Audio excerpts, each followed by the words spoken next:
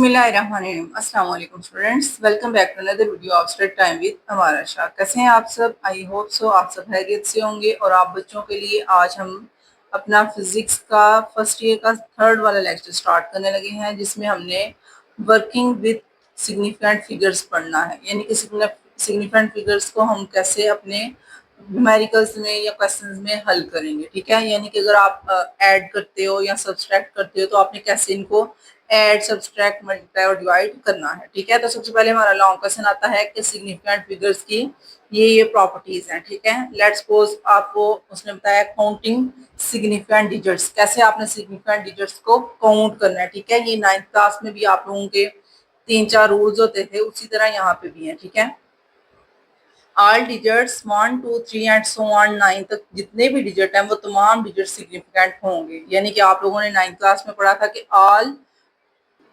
Non zero digits are significant figures, यानी कि जितने भी नॉन जीरो डिजिट्स होते हैं वो तमाम सिग्निफिकेंट फिगर्स होते हैं। इसके अलावा हो एवर जीरो मे और मे नॉट, वहां पे भी यही था, जीरो हो भी सकता है और नहीं भी हो सकता। उनके केसेस क्या है जीरो का, ये तमाम नीचे वाले केसेस जीरो के ऊपर ही अप्लाई होंगे। ठीक है, पहला केस था zero between two significant figures is itself significant, यानी कि दो नंबर्स के दरमियान वाला जीरो भी सिग्निफिकेंट होता है। जैसे अगर यहाँ पे 1 और सेंटर में 0 लगा और लास्ट में 9 हो, तो 9 के और 1 के दरमियान में है, इसका मतलब ये भी सिग्निफिकेंट है। ओके, इसके बाद आ जाता है zero at the leftmost significant figures are not significant, यानी कि अगर कोई लेफ्ट साइड पे है तो वो सिग्निफिकेंट नहीं होते। ठीक है, for example none of the zeros, ये देखें यहाँ पे जो शुरू वाले जीरोस हैं वो आप काउंट नहीं करेंगे, आप इसके अलावा जो नंबर्स हैं उनको सिग्निफिकेंट फिगर्स कहेंगे। जैसे 7 6 है और 4 है, ये सिग्निफिकेंट है। यहाँ पे 5 9 और 2 सिग्निफिकेंट्स हैं। Okay, zero at the right of the significant figures may और मे नॉट बी सिग्निफिकेंट, अब जो राइट साइड वाले हैं वो सिग्निफिकेंट हो भी सकते हैं और नहीं भी हो सकते। ठीक है, उसके लिए भी आगे वो बताने लगे हैं। In decimal fraction zero on the right of the significant figures are significant, अगर आपने डेसिमल की फॉर्म में लिया है तो जो राइट साइड पे वो सिग्निफिकेंट हो सकते हैं। फॉर एग्जांपल अब ये वाले एग्जांपल आप दो देख सकते हैं, ये लास्ट वाला जीरो भी आपका सिग्निफिकेंट है और ये वाले तीनों जीरो भी आपके सिग्निफिकेंट हैं। होएवर इन इंटीजर्स, लेकिन जब आप इंटीजर्स की बात करें सच एज, जैसे आपने ये लिखा है 8000 kilogram, the number of significant zeros in determined by precision of the measuring instrument. अब इनको डिटरमाइन करने के लिए हमें एक प्रिसीजन देखनी पड़ेगी। If the measuring scale has the least count of 1 kg, अगर तो इसका लीस्ट काउंट 1 kg है और उसने वैल्यू 8000 दी हुई है, then there are 4 significant figures, फिर हम इन चारों को काउंट कर लेंगे क्योंकि उसका लीस्ट काउंट जो है वो 1 kg है। Return as the scientific notation, इस तरह उसको साइंटिफिक नोटेशन में भी लिख सकते हैं। If the least count of the scale 10 kg, लेकिन अगर उसका लीस्ट काउंट 10 kg है, then the number of significant figure will be 3, फिर हम इसके सिग्निफिकेंट फिगर्स 3 लेंगे, एक जीरो काउंट नहीं होगा क्योंकि यहाँ पे जो आ गया 10 kg तो एक जीरो उसका फिर काउंट नहीं करेंगे। एंड उसको हम साइंटिफिक नोटेशन में इस तरह लिख लेंगे 8.00 मल्टीप्लाई 10 3 kg। समझ आ गया आप लोगों को, क्योंकि ये लिस्ट काउंट पे डिपेंड करता है। अगर लिस्ट काउंट 1 था तो फिर हम जीरो तीनों जीरो को काउंट कर लेंगे, लेकिन अगर 10 kg है तो फिर 2 जीरोस काउंट होंगे और एक 8 काउंट होगा। ठीक है, समझ आ गया आप लोगों को। इसके बाद है 5 वाला, हमारे पास रूल क्या है, when the measurement is recorded in scientific notation, अगर हमने साइंटिफिक नोटेशन में मेजरमेंट लेनी है और standard form, the figures other than the power of 10 और सिग्निफिकेंट फिगर्स, यानी कि पावर के अलावा जितने भी नंबर्स हैं उनको हम सिग्निफिकेंट फिगर्स कहेंगे। जैसे यहाँ पे आपको नजर आ रहा है 8.70 मल्टीप्लाई 10 की पावर 4 kg, इसका मतलब है यहाँ तक जहाँ तक मल्टीप्लाई लगा है ना उससे पहले वाले जितने भी नंबर्स हैं वो तमाम नंबर सिग्निफिकेंट होंगे। तो इसमें 3 ही आ रहे हैं, 8 7 एंड 0। तो ये आपको समझ आ गया होगा। इसके बाद हमारे पास है मल्टीप्लाई और डिवाइड, ये आपका लॉन्ग क्वेश्चन बन सकता है, मैंने ऊपर लिखा है, और शॉर्ट क्वेश्चन भी बन सकता है।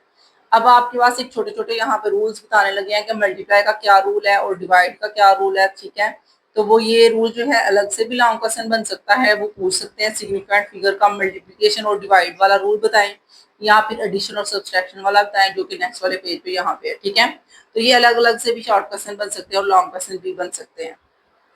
Keep a number significant figure in the product or quotient not more than that contain the least count factor, यानी किसके भी लिस्ट काउंट को ही देखना है जैसे उसने ऊपर बताया है। आपने लिस्ट काउंट को ध्यान रखना है, यानी कि थोड़े नंबर, सबसे थोड़े नंबर्स कौन कौन से थे। लेट्स सपोज आपके पास उसने एक एग्जांपल दिया है, अगर ये सारा आपके पास क्वेश्चन है, अब देखिए इस क्वेश्चन में सबसे थोड़े सिग्निफिकेंट फिगर्स किसके हैं। एक तो ये लिखा हुआ है 5.348, इसमें कितने हैं 1 2 3 4, और इसमें कितने हैं 1 2 3, और इसमें कितने हैं 1 2 3 4। तो सबसे थोड़े किसके हैं, वो इस वाले के हैं 3।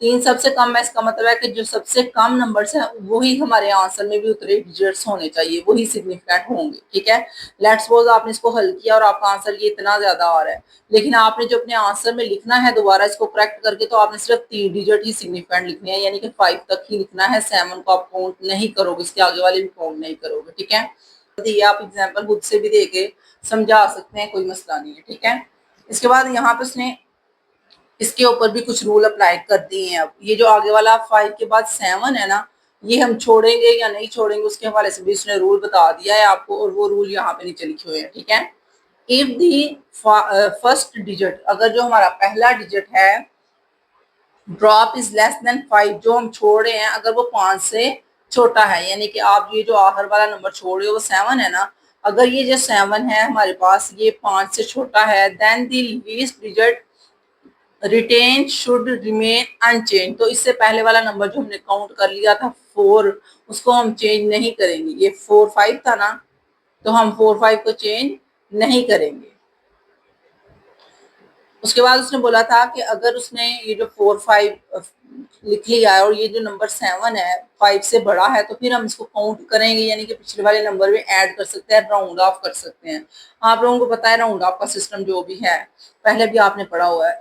If the first digit drop is more than 5, अगर 5 से बड़ा हो, then the digit to be retain increase by 1, तो हम उसको इंक्रीज कर लेते हैं एक नंबर के साथ। ठीक है, लेकिन जब आप ये देखते हैं कि आपका एक नंबर इंक्रीज नहीं होता, कभी कभी वो क्यों नहीं होता, उसका जो रूल है वो ये सी वाला है, जो कि बहुत इंपॉर्टेंट है। ये न्यू रूल आया है, पहले बच्चों को इसके बारे में इतना आइडिया नहीं था। वो ये है कि जो आपने डिजिट ड्रॉप करना है, अगर तो वो 5 से बड़ा है, यहाँ पे इवन ऑड का कंसेप्ट देंगे। If the digit to be drop is 5, अगर कोई नंबर आप जो ड्रॉप करे वो 5 हो, सिर्फ 5 ही हो, यानी कि यहाँ पे 7 ना लिखा होता, यहाँ पे 5 लिखा होता, तो फिर क्या होना था, the previous digit will be the retain is increase by 1। अगर आप उसको छोड़ रहे हो, यहाँ पे 5 लिखा हुआ है और उसको आपने छोड़ देना है, यहाँ तक सिर्फ डिजिट लिखने हैं 4 5 तक, तो फिर आप क्या करेंगे, आपने देखना है कि अगर तो हमारा जो नंबर यहाँ पे एंड वाला नंबर हमने जो लिखना है, अगर तो वो ऑड है, then retain as such if it is even. तो फिर आपने क्या करना है कि अगर तो वो ऑड है तो आप इंक्रीज कर सकते हो, अगर वो इवन है तो आप इंक्रीज नहीं कर सकते। ये वो कंसेप्ट बता रहे हैं। ठीक है, for example the following numbers, कुछ उसने यहाँ पे एग्जाम्पल भी दी है, आपको एग्जाम्पल से समझाती हूँ फिर आपको ये समझ आ जाएगा। यहाँ पे आपको ऊपर एग्जांपल्स नजर आ रही हैं, आप देखें।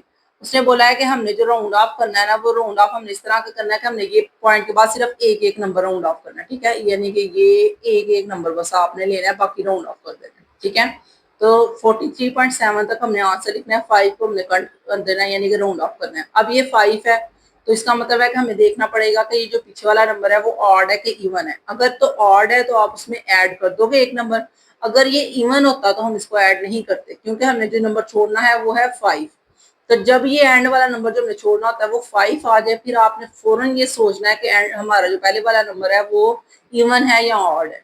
अगर तो वो ऑड है फिर आप ऐड करके उसको 8 बना दोगे, लेकिन अगर वो इवन है तो आप उसमें ऐड नहीं करोगे। ठीक है, जैसे यहाँ पे देखो, यहाँ पे भी 5 है और इसके बाद आ रहा है एक इवन नंबर, तो इसका मतलब है ये 6 ही रहेगा, हम इसमें ऐड नहीं करेंगे। ठीक है, उसके बाद ये 5 है, उसके बाद आ रहा है 3, तो ये ऑलरेडी जो है हमारे पास एक ऑड नंबर है, तो इसमें हम ऐड करके इसको 4 बना देंगे। ठीक है, ये तीनों एग्जांपल जो है इसी को शो कर रही हैं कि अगर ऑड या इवन होगा तो फिर ये आपने इसको देख के हिसाब लगा के एक ऐड करना है या नहीं करना। ठीक है, लेकिन एक ये वाला जो है ना, ये एग्जाम्पल बच्चों को बड़ी कंफ्यूज करती है, इस वजह से मैंने इसको अभी नहीं था करवाया आपको। अब देखिए इसमें क्या हो रहा है कि जो हमने यहाँ तक रखना है और आगे वाले 3 नंबर राउंड ऑफ करने हैं। ये जो 3 नंबर है ये क्या है 546, तो हम 5 को देखेंगे, 5 आ गया तो इसका मतलब है हमने पीछे वाले को देखना है इवन है या ऑड है। ऑड हो तो ऐड करते हैं, इवन हो तो नहीं करते, लेकिन यहाँ पे इवन होने के बावजूद उन्होंने ऐड कर दिया है। अब ये बात आपने जहन में रखनी है, क्यों ऐड किया है, क्योंकि ये देखें ये जो नंबर है 546, इस नंबर को अगर ये जो नंबर है 546, इस नंबर को अगर आप ध्यान से देखें बेटा, तो ये नंबर 1000 के करीब करीब जा रहा है, ठीक है। तो अगर आप 1000 के करीब करीब जाएंगे तो अब आपको एक नंबर इसमें ऐड करवाना पड़ेगा, ठीक है। तो फिर आप इसको ऐड करवा के तो 9 कर दोगे। ये एक स्पेशल केस है जिसमें हमारे पास नंबर्स काफी ज्यादा दिए हो तो फिर हम उसको ध्यान में रख के आगे काम करते हैं, ठीक है। और ये ज्यादातर नहीं होता है, कभी कभी ये क्वेश्चन में इस तरह होगा कि ज्यादा नंबर दिए होंगे तो फिर आपने ये सोच लेना है कि ये 1000 के करीब है तो फिर आप इसमें ऐड करवा के तो इसको 9 कर देंगे, ठीक है। ये एक स्पेशल केस है। इसके बाद नीचे आ जाता है इन एडिंग और सब्सट्रैक्टिंग नंबर्स। जैसे आपने मल्टीप्लाई में देखा था, मल्टीप्लाई और डिवाइड में कि हमने काउंट कर लेने हैं कौन से सिग्निफिकेंट फिगर्स सबसे थोड़े हैं, हमारे आंसर में भी वही आना चाहिए। सेम वैसे ही एडिंग और सब्सट्रैक्टिंग में भी है, जब आपने एडिंग और सब्सट्रैक्टिंग करनी है तब भी वैसे ही है। इसकी सबसे पहले रीडिंग करते हैं। The numbers of decimal place retain in the answer should be equal to the smallest number of decimal place. सबसे थोड़े नंबर जिसके भी होंगे डेसिमल प्लेस के in any of quantities being added और सब्सट्रैक्टेड। प्लस या माइनस करते हुए आपने ध्यान रखना है। दोनों एग्जांपल्स देखें। ये हमारे पास एग्जांपल है जिसमें उसने 7, 2.1, 3.42, 0.003 इन तीनों नंबर्स को उसने क्या किया है, ऐड किया है। अब आपने देखना है कि ऐड करते वक्त पहली बात तो ये होती है पॉइंट के नीचे पॉइंट आता है। दूसरी बात उसने ये बता दिया हुआ है कि आपने थोड़े सिग्निफिकेंट फिगर्स को देखना है, सबसे थोड़े किसके हैं। इसके कितने हैं भाई, 1 2 3। इसके कितने हैं, 1 2 3। इन दोनों के 3 3 है, इसके कितने हैं भाई, इसका तो सिर्फ एक ही सिग्निफिकेंट फिगर है, ठीक है। तो फिर आपके आंसर में इसका मतलब है कि पॉइंट के बाद सिर्फ एक सिग्निफिकेंट फिगर देखा जाएगा, ओके। और इसके यहाँ पे देखें भाई कितने हैं, 1 2 3 4 5 हैं, इसके 1 2 3 है, इसके 1 2 3 4 है, तो इसके 3 देखे जाएंगे, ठीक है। अब आंसर देखिए, इसका आंसर आया है 75.523 था, तो उसने पॉइंट के बाद सिर्फ एक नंबर लिया है क्योंकि इसके सबसे थोड़े सिग्निफिकेंट फिगर एक थे। अब इस आंसर को देखें तो हमने 3 देखा था, तो इसके आंसर में यहाँ तक 2 तक आएगा। 2 के बाद वाला जो नंबर है 7 है, तो इसका मतलब राउंड ऑफ होकर 13 आ गया, ओके। तो अब आपको समझ आ गया कि ऐड और सब्सट्रैक्ट में हमने सबसे लीस्ट सिग्निफिकेंट फिगर्स को जहन में रखना है, सबसे थोड़े कहाँ पे हैं। इसके बाद यहाँ पे ये भी आपको एग्जांपल्स कुछ करवाई गई हैं, आप इनमें से भी कुछ एग्जांपल जरूर कीजिएगा, ये शॉर्ट क्वेश्चन पेपर में आ सकते हैं।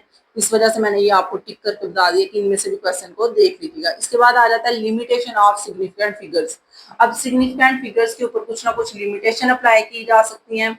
वो लिमिटेशंस क्या हो सकती हैं उसने बता दिया आपको नीचे। हम इसको शॉर्ट क्वेश्चन के तौर पे लेंगे क्योंकि पेपर में शॉर्ट क्वेश्चन आ सकता है कि सिग्निफिकेंट फिगर्स की क्या लिमिटेशंस हैं, फिर आपको बतानी पड़ेगी, ठीक है। Significant figures deal with only one source, कहता है ये सिर्फ एक सोर्स से ही डील करता है, of uncertainties that inherent in reading the scale.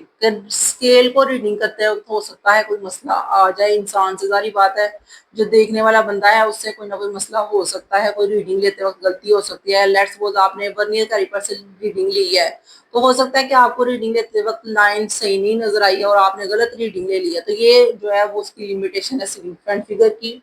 Real experimental uncertainties have many contributions including person error. अब वो बता रहे हैं पर्सन का भी एरर हो सकता है, समटाइम हिडन सिस्टमैटिक एरर हो सकता है, कभी कभी इंस्ट्रूमेंट के अंदर ही छुपी हुई कोई गलतियां हो जाए, हो सकता है इंस्ट्रूमेंट हमारा खराब हो। One can not do better than what the scale reading allows, कहता है हो सकता है कि हमें जो है एक दफा रीडिंग लेते वक्त गलती हो जाती है, but the total uncertainty may will be the more than that the significant figures of measurement would suggest. कहता है फिर अनसर्टेनिटी के लिहाज से फिर हमें ये देखना पड़ता है कि जितने ज्यादा हो सके हम उतने सिग्निफिकेंट फिगर्स लें, तो फिर जो है उसकी जो है अनसर्टेनिटी खत्म हो सकती है, ठीक है। तो ये शॉर्ट क्वेश्चन आपने कर लेना है। इसके बाद आ जाता है प्रिसीजन एंड एक्यूरेसी, और ये शॉर्ट क्वेश्चन बहुत ही इंपॉर्टेंट है क्योंकि ये 9th क्लास में भी आया था परसेंटेज के हवाले से, सॉरी प्रिसीजन और अनसर्टेनिटी के हवाले से। तो यहाँ पे प्रिसीजन का मतलब होता है, आपने एक फिगर देखी थी 9th क्लास में, आपको वो फिगर दोबारा दिखा देती हूँ बुक से, उसी को देखते हुए हमने ये समझना, ठीक है। तो ये आप देख सकते हैं मैंने आपके सामने 9th क्लास की भी बुक रख ली है और साथ में मैंने फर्स्ट ईयर की बुक रख ली है। यहाँ पे भी 9th क्लास में प्रिसीजन एंड एक्यूरेसी का टॉपिक है और यहाँ पे भी प्रिसीजन एंड एक्यूरेसी का ही टॉपिक है, ठीक है।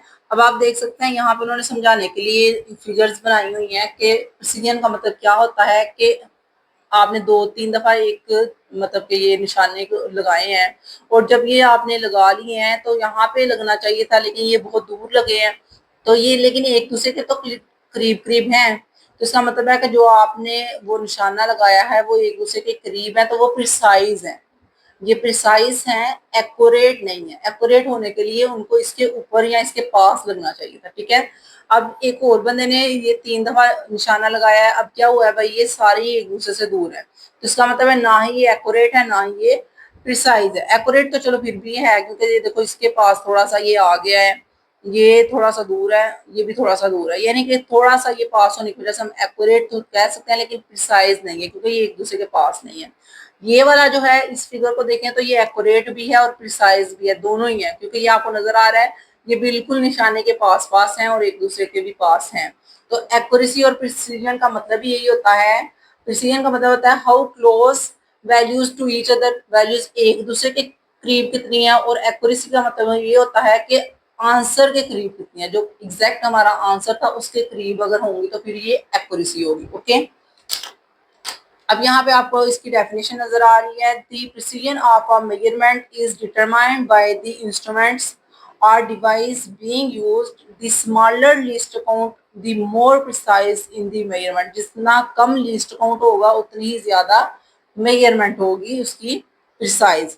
एक्यूरेसी की डेफिनेशन आगे क्या है, ये उसकी थी, प्रिसीजन की डेफिनेशन है यहाँ तक, और ये एक्यूरेसी की स्टार्ट हो रही है। Accuracy is defined as the closeness of measurement to the exact और एक्सेप्टेड वैल्यू। वही बात मैंने आपको बता दी, कितने करीब होती है एग्जैक्ट आंसर के to the physical quantity, and it is express by fraction और परसेंटेज ऑफ अनसर्टेनिटी। जैसे आपने पहले वो फ्रैक्शन और परसेंटेज वाले किया था ना, अनसर्टेनिटी के फॉर्मूले कहते हैं, हम उससे इसको एक्सप्रेस करते हैं। द स्मॉलर द फ्रैक्शन और परसेंटेज, ये आगे वाले पेज पे देख लेते हैं। अनसर्टनिटी दी मोर एक्यूरेट दी मेजरमेंट, जितनी कम वैल्यू होगी, प्रिसाइज वैल्यू होगी, उतना ही ज्यादा जो है हमारे पास उसकी मेजरमेंट होगी, ठीक है, उसकी एक्यूरेट मेजरमेंट हो जाएगी। इसके बाद उसने एग्जांपल से भी आपको समझा दिया है। एग्जांपल्स आपने सिर्फ अंडरस्टैंडिंग के लिए करनी है, वैसे ही प्रॉपर आपने याद नहीं करनी, एक आध एग्जांपल बस कर लीजिएगा। उसने एग्जांपल में क्या दिया है, for example the length of an object is recorded as 25.5 centimetre by using a metre rule. अब आपने एक मीटर रूल यूज किया, उससे आपने किसी भी ऑब्जेक्ट की लेंथ ली है जो कि है 25.5 सेंटीमीटर, और हमें पता है कि मीटर रूल का लीस्ट काउंट 0.1 सेंटीमीटर होता है, जो कि प्लस माइनस में लिखा जाता है। अब आपने क्या करना है, उसको फ्रैक्शन में भी लिखना है और परसेंटेज में भी। फ्रैक्शन में हमने 0.1 को ऊपर लिख के नीचे उसकी 25.5 रीडिंग ली और आंसर आपका ये आ गया, ठीक है। उसके बाद आपने परसेंटेज से लिया, परसेंटेज से आपका आया है 0.44%। तो अब आपने इनकी दोनों तरह से रीडिंग लेके फिर आपने इसकी प्रिसीजन निकाल ली है, ठीक है, और एब्सोल्यूट अनसर्टेनिटी आपने फाइंड की है। ये एक एग्जांपल आपके लिए काफी होगी। इसके बाद उसने यहाँ पे बताया हुआ है, दोबारा एक डेफिनेशन बताई है। A precision measurement is one which has less precision or absolute uncertainty। कहता है precision वो चीज होती है जिसकी less आपके पास precision और absolute uncertainty हो, and an accurate measurement is the one which has less frictional or percentage uncertainty। जिसकी फ्रिक्शन कम हो, परसेंटेज की अनसर्टनिटी की कम होनी चाहिए वैल्यू। ओके, तो ये डेफिनेशन भी आप कर लीजिएगा, आपने इसको शॉर्ट क्वेश्चन के तौर पे लेना है, ये लॉन्ग नहीं है। इसके बाद आ जाता है हमारे पास assessment of the total uncertainty in the final result. अब आपने फाइनल रिजल्ट में जो आंसर आता है उसमें किस तरह से उसको करेक्ट करना है, उसके तरीके यहाँ पे लिखे हुए हैं, ये आपको नजर आ जाएंगे पेज नंबर 10 के ऊपर है। फॉर एडिशन एंड सब्सट्रैक्शन, जब आपने ऐड करना है या सब्सट्रैक्ट करना है तब आपने क्या करना है, एब्सोल्यूट अनसर्टेनिटीज और एडिट, जितनी भी एब्सोल्यूट अनसर्टेनिटीज हैं उनको हमने ऐड करते हुए कैसे करना है ये देखें। For example the distance between two position, अब दो पोजीशन का डिस्टेंस है, जैसे उसने x1 और x2 बताया हुआ है, साथ उसमें उसने लिस्ट काउंट को भी ऐड किया हुआ है।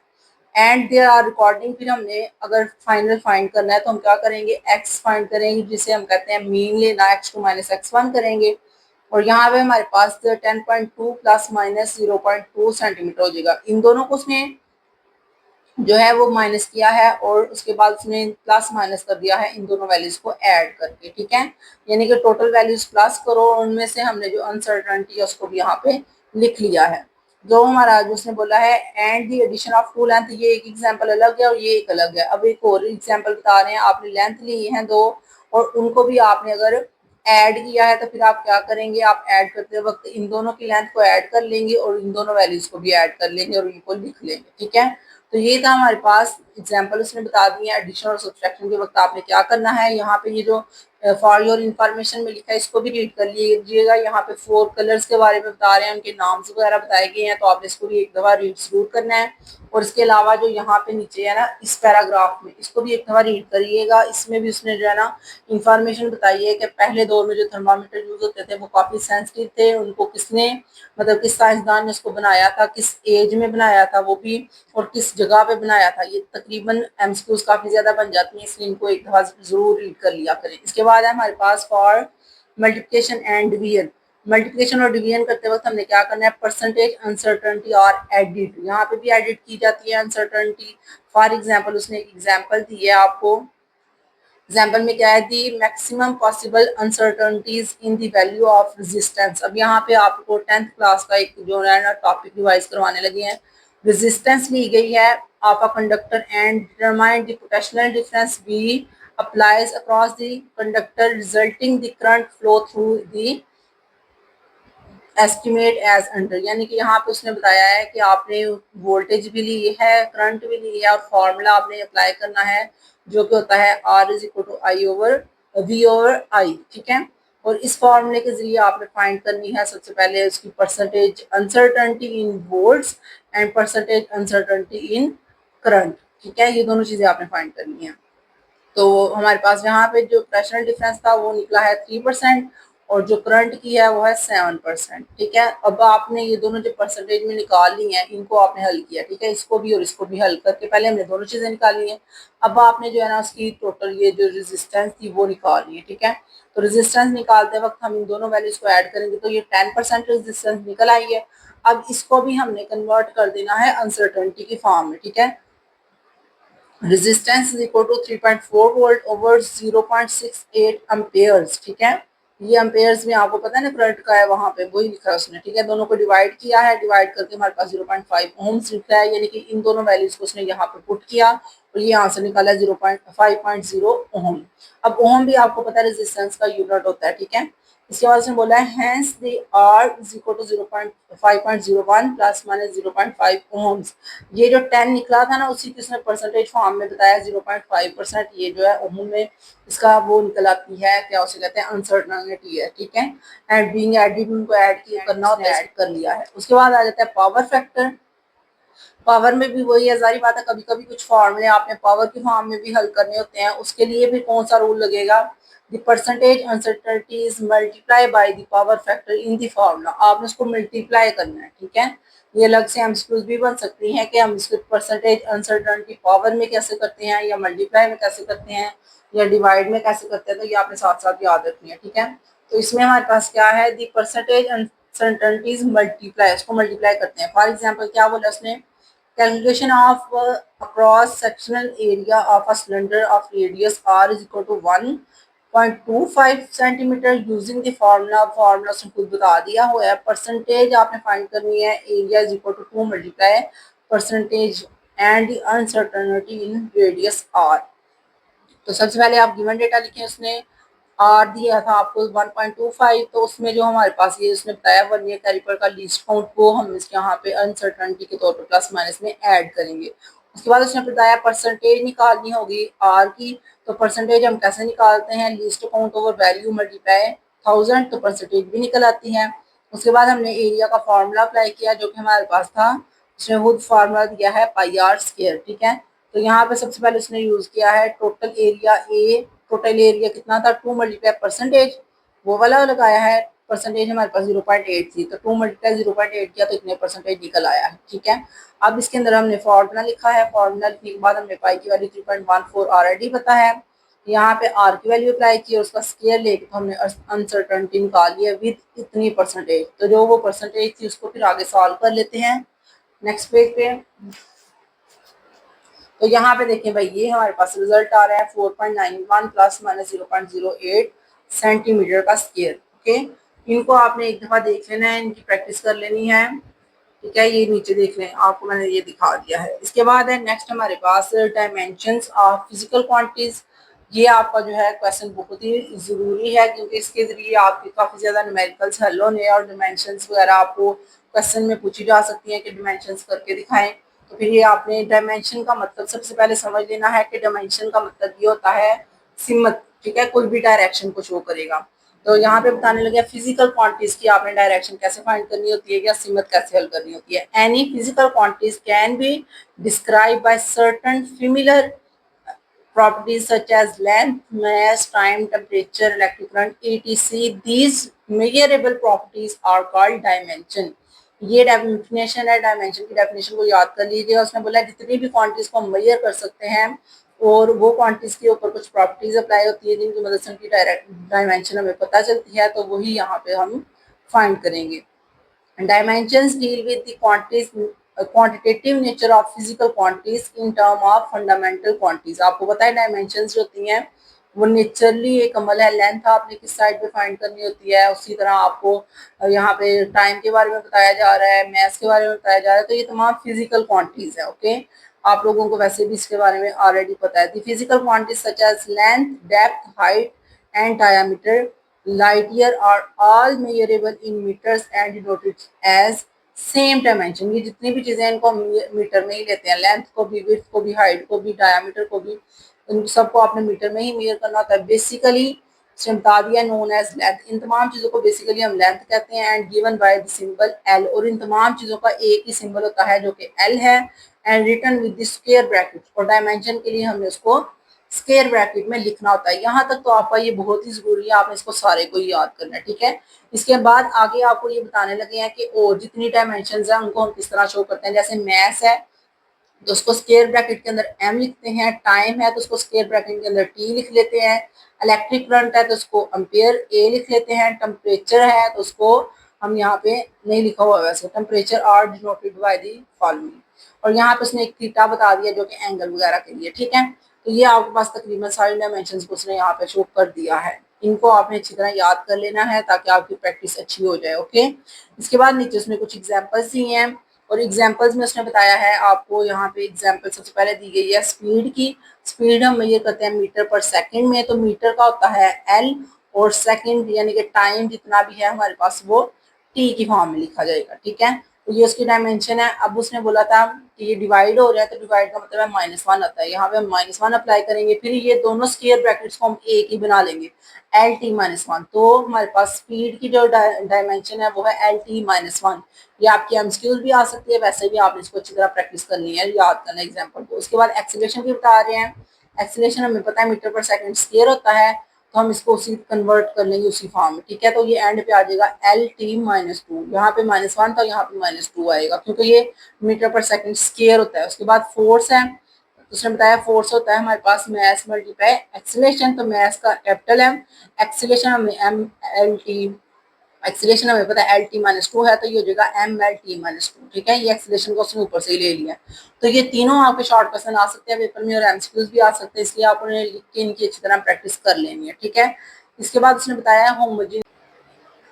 तो होमोजेनिटी क्या होती है, किसी भी चीज का प्रूव होना जरूरी है कि होमोजीनियस होना जरूरी है। उसकी डेफिनेशन क्या है, the correctness of an equation, किसी भी इक्वेशन का करेक्ट होना can be checked by showing that the dimension of quantities on both side, यानी कि दोनों साइड पे आपने प्रूव करना है, लेफ्ट साइड पे भी और राइट साइड पे भी, of the equation are the same, and this is known as principle of homogeneity. ये आपकी डेफिनेशन है, आपके पेपर में शॉर्ट क्वेश्चन बन सकता है, what is principal of homogeneity.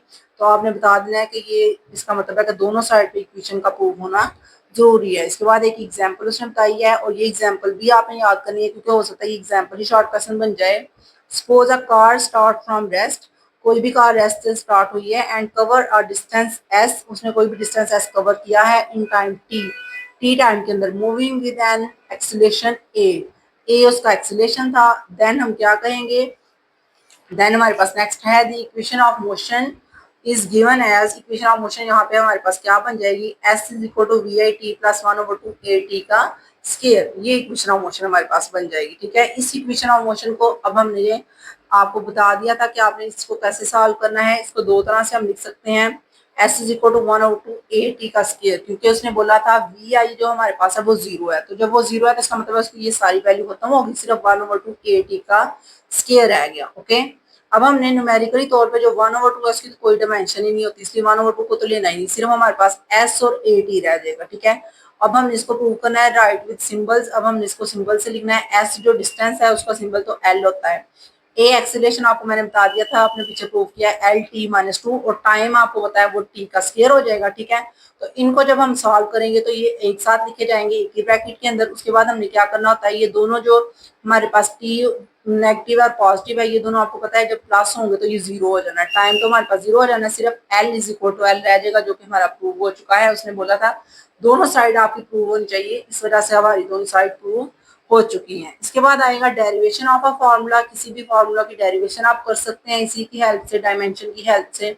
तो dimension can be used to write a possible formula for the physical quantities by correct the estimation of various factors on which the quantity depend. जिस quantity के ऊपर वो depend कर रहे हैं उसी को लेके हमने ये फार्मूला प्रूव करना होता है। लेट्स सपोज आपको एक उसने एग्जांपल में एक फार्मूला प्रूव करके भी बता दिया है। ये एग्जांपल्स किस हवाले से हैं, यहाँ पे वो प्रूव करने लगे हैं हमारे पास सेंट्रीपिटल फोर्स का ये फॉर्मूला बनाने लगे हैं। ठीक है, तो आपने सेंट्रीपिटल फोर्स के बारे में ऑलरेडी सुना हुआ है। ठीक है, इसी को वो प्रूव करके बताने लगे हैं। एज आप क्वेश्चन को शुरू से पढ़ भी सकते हैं क्योंकि ये पेपर में एग्जांपल आ सकती है, इसलिए इसको रीड कर लीजिएगा। मैं आपको नीचे से प्रूव करके बताती हूँ ये कैसे हल होगी। ठीक है, as the force depend on mass, आपको पता है कोई भी फोर्स मैस के ऊपर हमेशा डिपेंड करती है, of the object and radius के ऊपर, and the circle and the uniform speed, और यूनिफॉर्म स्पीड के ऊपर भी डिपेंड करती है। तो उसका ये फॉर्मूला बन जाएगा F directly proportional to M V और आर, और दोनों के ऊपर ए बी सी लिखा हुआ है। ए बी सी उसने यहाँ पे कोई भी उनकी जो है वैल्यूज पावर्स की फॉर्म में बता दी है। ठीक है, अब ये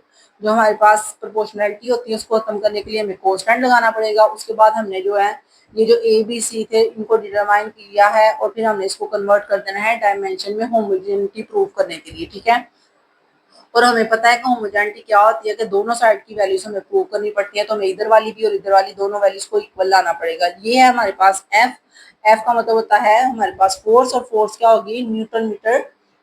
आपको पता है न्यूटन पर किलोग्राम होता है, newton force is equal to newton होता है। हाँ, force is equal to newton होता है, और न्यूटन इक्वल होता है kilogram metre per second square. तो ये न्यूटन है, उस वजह से हम इसको कन्वर्ट कर देंगे kilogram metre per second. Kilogram mess का होता है इसलिए एम आ जाएगा, मीटर पर सेकंड मीटर का एल होगा, और सेकंड स्क्वायर जो है वो टी का स्क्वायर आएगा। ठीक है, इसको यहाँ पे आप रफ में लिख लीजिएगा कि फोर्स जो है वो न्यूटन के इक्वल होती है, और न्यूटन इक्वल होता है kilogram metre per second square. तो ये जो किलोग्राम था उसका हो जाएगा एम, और ये जो मीटर था उसका हो जाएगा एल, और ये जो टाइम था उसका हो जाएगा सेकंड। ओके, और जो इस साइड पे है एम उसको कैपिटल एम कर दिया है। जो वी है आपको पता है वी स्पीड का आपने अभी फाइंड किया है पीछे, तो जो है हमारे पास एल ओवर टी, और इसको हम कन्वर्ट कर देंगे एल टी माइनस वन में। और आर जो है रेडियस, रेडियस भी हमारे पास लेंथ में ही आता है इसलिए इसको भी एल ही लेंगे, मीटर्स में आती है इस वजह से। ठीक है, तो इनको अब हम निकोलेक्ट कर देना है एक ही तरह से लिखने के लिए। एम भी अंदर आ गया, एल भी आ गया है। एल दो थे हमारे पास, इस वजह से उसने एल का बी और सी जो है वो दोनों प्लस कर लिए हैं, और टी जो है उसके साथ बी आया था तो इसलिए टी माइनस बी लिख लिया है, और दोनों साइड का ये हो चुका है। अब आपको पता है बेस सेम हो तो पावर्स इक्वल होती हैं, इसकी भी एम है इसकी भी एम है, यानी कि ए की वैल्यू 1 आ जाएगी, ये एल है और ये भी एल है, तो एल की वैल्यू आ जाएगी B plus C equal to 1 के। यहाँ पे आगे आप देख सकते हैं, ये देखिए B plus C equal to आ गया है 1 के। इसके बाद आ जाएगा हमारे पास यहाँ पे ये वाला जो है टी की वैल्यू माइनस बी है, और यहाँ पे टी की वैल्यू -2 है, इसका मतलब है minus B is equal to -2 आएगा, यहाँ पे आपको नजर आ रहा है। इसके बाद हम क्या करेंगे, अब हमने वैल्यूज को इक्वल करना है और इनको हल करना है। हल करके हमारे पास ए की वैल्यू 1 आएगी, बी की वैल्यू 2 और सी की वैल्यू -1 आएगी। ठीक है, वैल्यूज आपकी आ चुकी हैं। अब आपने फॉर्मूला लिखना है F is equal to M V R, और उसके अंदर वैल्यूज पुट करनी है। वी के ऊपर जो हमारे पास बी था उसकी वैल्यू 2 है, ए की वैल्यू 1 थी इसकी 1 उसमें लिखी, सी की वैल्यू -1 थी, तो जो नेगेटिव वाला था वो ओवर में आ जाता है। तो हमारे पास जो है ये फॉर्मूला प्रूव हो चुका है, F is equal to M V square over R. यही हमारे पास वो थी फोर्स जिसको हमने फाइंड करनी थी सेंटीमीटर फोर्स, तो यही हमारा फॉर्मूला ड्राइव हो गया है। इसके बाद आपके आ जाता है लिमिटेशन इन डायमेंशनल एनालिसिस। किसी भी डायमेंशनल एनालिसिस की लिमिट भी होती है, हद भी होती है, उस हद को यहाँ पे बताने लगे कि इसकी क्या लिमिट है। The dimension method can not identify where an equation is wrong, कहता है हम ये नहीं बता सकते इक्वेशन रॉन्ग है या नहीं, even if it is an equation is prove correct, अगर ये साबित हो जाए कि ये करेक्ट है, we can only say that the equation might be correct, हम ये कह सकते हैं कि हो सकता है ये करेक्ट है, लेकिन हम श्योर नहीं होते। For the reason that is a method does not provide a check on any numerical factors और कांस्टेंट, क्योंकि ये चेक नहीं कर सकते हम इसको, न्यूमेरिकली तौर पे हम दोबारा चेक नहीं कर सकते। And that can only be determined by experiments और plotting some suitable graph between the variables, और इसको हम वेरिएबल्स जो होते हैं उनको ग्राफ की सूरत में भी रिप्रेजेंट करके बता सकते हैं, ये भी एक इसका मेथड है। ओके, तो यहाँ पर चैप्टर खत्म हो चुका है। इंशाल्लाह नेक्स्ट वीडियो में आप लोगों को इसकी एक्सरसाइज करवाई जाएगी। तो मिलते हैं नेक्स्ट वीडियो में। वीडियो पसंद आई हो तो इसको लाइक कर दें, चैनल को सब्सक्राइब कर दें, ताकि मेरी नई आने वाली वीडियोस भी आप तक पहुंचती रहें। अल्लाह हाफिज।